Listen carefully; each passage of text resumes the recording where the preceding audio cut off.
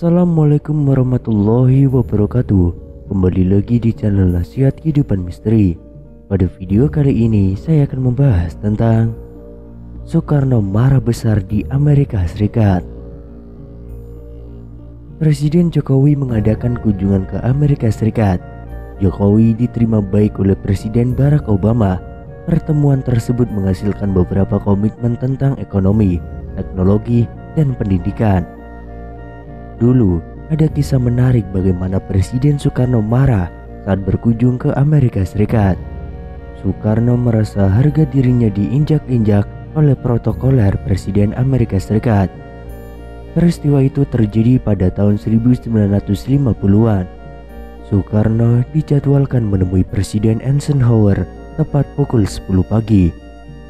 Cerita itu dituturkan oleh ajudan Soekarno, Bambang Wijanarko, dalam bukunya Sewindu Dekat dengan Bung Karno. Pukul 9:58 menit, Soekarno sudah tiba di tempat pertemuan. Pukul 10 tepat, Soekarno tersenyum lebar menunggu Eisenhower. Pukul 10:10 menit Soekarno masih tenang. Pukul 10:25 menit, Eisenhower belum juga datang. Soekarno mulai tegang dan tidak mau bicara. Pukul 10:30 menit, meledaklah amarahnya. Protokoler Presiden Amerika Serikat dimarahi. Apa-apaan ini? Kalian yang menetapkan pertemuan pukul 10 hingga pukul 10:30 menit, Presiden kalian belum juga datang. Apakah kalian memang bermaksud menghina saya? Sekarang juga saya pergi, ujar Soekarno dengan marah. Para pejabat Amerika Serikat pun kebingungan. Mereka sibuk meminta maaf dan meminta Soekarno tinggal. Eisenhower pun segera keluar menemui Soekarno. Pada pertemuan berikutnya, Eisenhower mengubah sikapnya. Dia bahkan menyambut Soekarno begitu keluar dari pintu mobil. Padahal presiden yang mantan jenderal Perang Dunia II ini biasanya sangat angkuh jika menemui pemimpin negara dunia ketiga. Namun tak semua presiden Amerika Serikat bersikap demikian. John F. Kennedy adalah sahabat baik Presiden Soekarno. Dia membuat Soekarno merasa dihargai sebagai seorang sahabat. Berkat John F. Kennedy, Amerika Serikat menekan Belanda agar tidak meneruskan penjajahan di Irian Barat. Namun sayangnya, John F. Kennedy kemudian tewas ditembak. Kembali hubungan Indonesia dan Amerika Serikat menjadi dingin karena pengganti John F. Kennedy pun tidak menghargai Bung Karno. Seperti yang kita semua tahu, Presiden Soekarno sering marah-marah terhadap apa dan siapapun yang tidak berkenan baginya. Namun kemarahan Bung Karno tentu ada alasannya. Pada tahun 1956, Presiden Soekarno sedang di Hollywood, Amerika Serikat, ditemani oleh beberapa selebritas ternama.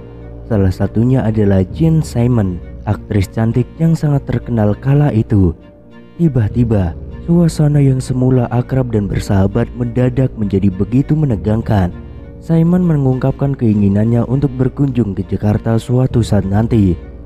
Nanti di Jakarta saya ingin naik beca, kata Simon.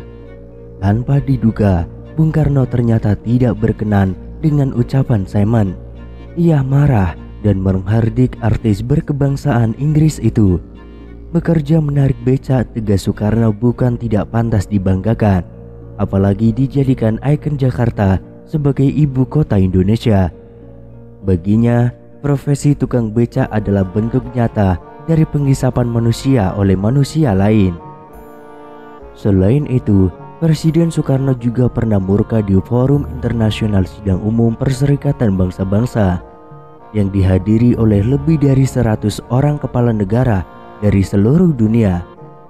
Dengan suara keras bak gelegar halilintar, ia mengancam negara-negara barat yang disebutnya tidak adil terhadap negara-negara berkembang.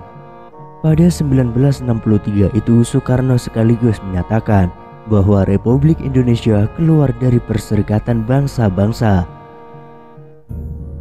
Di periode yang sama, Soekarno juga meluapkan kemurkaannya terhadap Malaysia.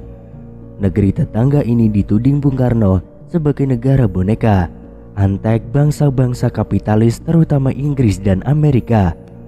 Kampanye ganyang Malaysia pun menjadi luapan amarah Presiden Soekarno kala itu. Kemarahan Presiden Soekarno memang tidak memandang apapun dan siapapun. Tapi hal itu terjadi bukan karena emosional, sebab setiap alasan kemarahannya pasti selalu jelas. Soekarno tambah murka saat mendengar para pengunjuk rasa anti-Indonesia di negeri jiran membawa-bawa lambang negara Garuda Pancasila ke depan gedung Kedutaan Besar Republik Indonesia di Kuala Lumpur dan merobek-robek foto dirinya. Bahkan para demonstran kemudian membawa Garuda Pancasila kepada Perdana Menteri Malaysia saat itu, Tuanku Abdul Rahman, dan memaksanya untuk menginjak salah satu simbol kehormatan bangsa Indonesia tersebut. Kampanye ganyang Malaysia pun menjadi luapan amarah Presiden Soekarno kala itu. Kemarahan Soekarno memang tidak memandang apa dan siapa. Terhadap Ketua CC Partai Komunis Indonesia, D.N. Aidit, ia pun pernah marah dan murka pada suatu upacara peringatan kemerdekaan Republik Indonesia. Menurut penuturan jurnalis sekaligus sejarawan Andy Jo, Aidit yang membacakan teks proklamasi tidak menyebut nama Muhammad Hatta yang seharusnya dibaca berangkaian atas nama bangsa Indonesia, Soekarno-Hatta. Setelah Aidit membaca naskah proklamasi, Soekarno pun naik pitam dan langsung pergi meninggalkan upacara yang belum selesai. Soekarno pernah pula kena fitnah keji yang membuatnya meradang. Dalam pertemuan dengan perwakilan Kesatuan Aksi Mahasiswa Indonesia yang berunjuk rasa menuntut pembubaran PKI pada 18 Januari 1966, Soekarno mempersoalkan coret-coret dan selembaran terbuka yang berisi fitnah terhadap salah satu istrinya, yaitu Hartini. Coret-coret dan selembaran itu menyebut bahwa Hartini sebagai Gerwani Agung. Seperti yang diketahui, Gerwani atau Gerakan Wanita Indonesia adalah organisasi sayap perempuan pendukung PKI. Tidak hanya di Jakarta, tembok rumah Hartini di Bogor pun tidak luput dari aksi vandalisme. Bung Karno juga pernah kesal terhadap kakak kandungnya, Sukarmini Wardoyo, hanya gara-gara Mbak Yunya itu sering berlatih tenis. Soekarno marah karena menurutnya tenis adalah permainan mewah yang jauh dari kondisi rakyat Indonesia saat itu. Terhadap Sukarmini, Soekarno juga pernah marah lagi.